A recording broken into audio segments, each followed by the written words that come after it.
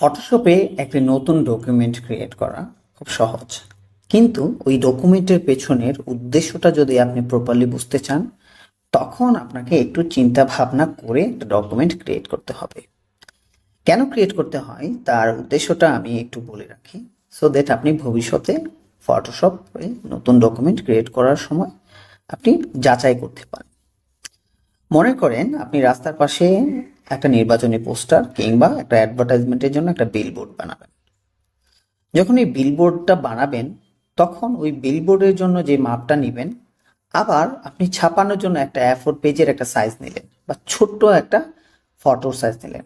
ওই ফটোর সাইজ আর বিলবোর্ডের সাইজ কিন্তু এক হবে না, এবং দুটোর রেজুলেশনস এক হবে না। তো আপনাকে খেয়াল রাখতে হবে আপনার কোন পারপাস এটা ব্যবহার হবে। সাধারণত আমরা যেটা করে থাকি যে, যদি আমাদের ডকুমেন্ট বড় হয় তখন আমরা রেজুলেশন কম দিই, সাইজ বড় করে দিই। আবার ডকুমেন্টের সাইজ যখন ছোট হবে তখন আমরা এটার রেজুলেশন বাড়াই দিই। এখন আমরা একটা নতুন ডকুমেন্ট ক্রিয়েট করতে চাই এবং নতুন ডকুমেন্টটা ক্রিয়েট করব। আমার উদ্দেশ্যটা হচ্ছে, প্রথম ডকুমেন্টটা হবে যে আমি একটা বড় একটা ঢাকা শহরে একটা বিল্ডিংয়ে একটা বড় করে একটা বিলবোর্ড বানাবো। আমার বিলবোর্ডের সাইজটা হবে অলমোস্ট, যদি আমরা ইঞ্চিতে মাপি, এখানে আমরা হোয়াইট হাইটের জন্য আমরা একটা মেজারমেন্ট আছে যে আমরা কোন পয়েন্টে আমরা মাপতে চাই। পিক্সেলসে ইঞ্চি সেন্টিমিটারে মাপা যাবে, তবে আমি ইঞ্চিসে মাপবো। এবং ইঞ্চিসে মাপার ফলে আমি চিন্তা করলাম যে আমার ডকুমেন্টে এরকম হবে 4 ফিট বাই 8 ফিট। তো তার মানে হচ্ছে 4 ফিট হলে 4 12 48 ইঞ্চ। ওকে, 48 ইঞ্চ। এবং হাইট হবে আমার ডকুমেন্টার 8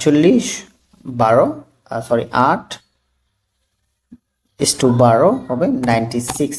ওকে, তখন আমাদের রেজুলেশনটা আমরা কি রাখতে পারবো? মিনিমাম 72 রেজুলেশনে রাখতে হয়, সর্বোচ্চ আমরা 300 রাখতে পারি বা 500 রাখতে পারি, অনেকে আরো বেশি রাখে, তবে ওয়ার্কেবল হচ্ছে 300 থেকে 500। তো আমরা যেহেতু ডকুমেন্টের সাইজটা অনেক বড় এবং এটা হচ্ছে একটা বিলবোর্ড সাইজ,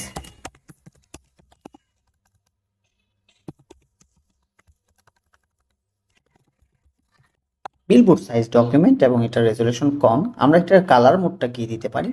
আমরা কালার মোড জানি দুই ধরনের, একটা হচ্ছে যেটা আমরা ছাপাবো, আর একটা হচ্ছে যেটাকে আমরা শুধু দেখব।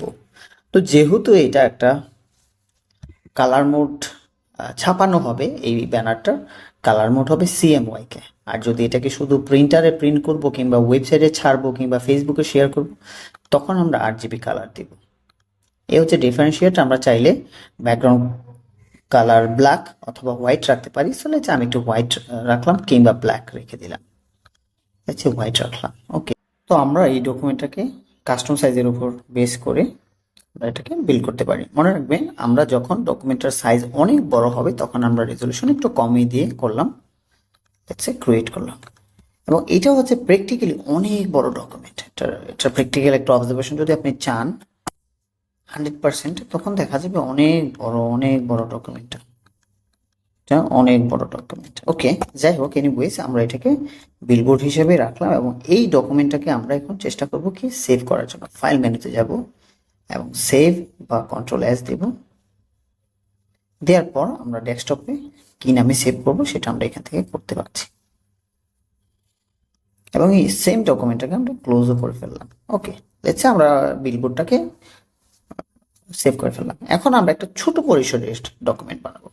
আমাদেরকে নিউ ফাইল অথবা ফাইল মেনু থেকে Ctrl+N বা Command+N দিতে হবে। আমরা এবার যেটা করব তা হচ্ছে বুক কভার। বুক কভারের সাইজ সাধারণত ছোট হয়, আমরা জানি, এবং বুক কভারের সাইজ 8 ইঞ্চ বাই 11 ইঞ্চ হয়।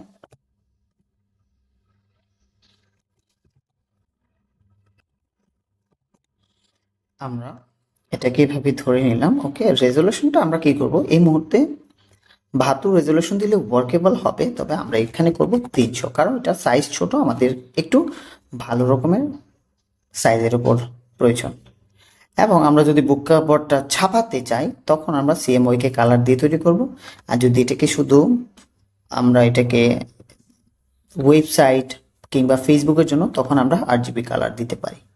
তো দুইটা ফরম্যাট, একটা হচ্ছে যখন মেশিন দিয়ে আপনি প্রিন্ট করবেন তখন আপনি সিএমওয়াইকে কালারে ডকুমেন্ট বানাবেন, আর যেটা আপনার ওয়েবসাইট, ফিল্ম বা মোবাইল বা শোকেস বা ইলিস্ট্রেশন তখন আরজিবি কালারে হয়ে যাবে।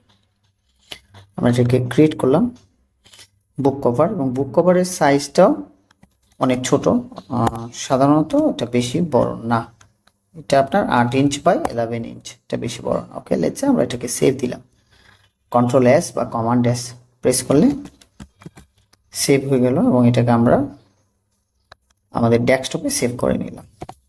এখন দুইটা ডকুমেন্ট আমাদের হয়েছে, এবং দুইটা ডকুমেন্টকেই আমরা এখন কি করতে পারি, যে দুইটা ডকুমেন্টকে আমরা কিছুটা মডিফাই করার চেষ্টা করব। যে মনে করলাম আমরা একটা ডকুমেন্ট বানালাম,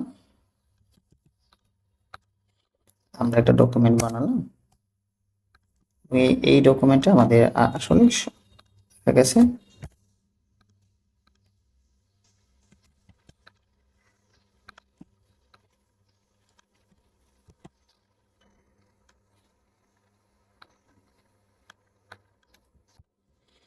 মনে করলাম এটি বানানো হলো, জাস্ট একটা টেক্সট টুল দিয়ে আমরা এটাকে স্যাম্পলস আর টেক্সট দিলাম।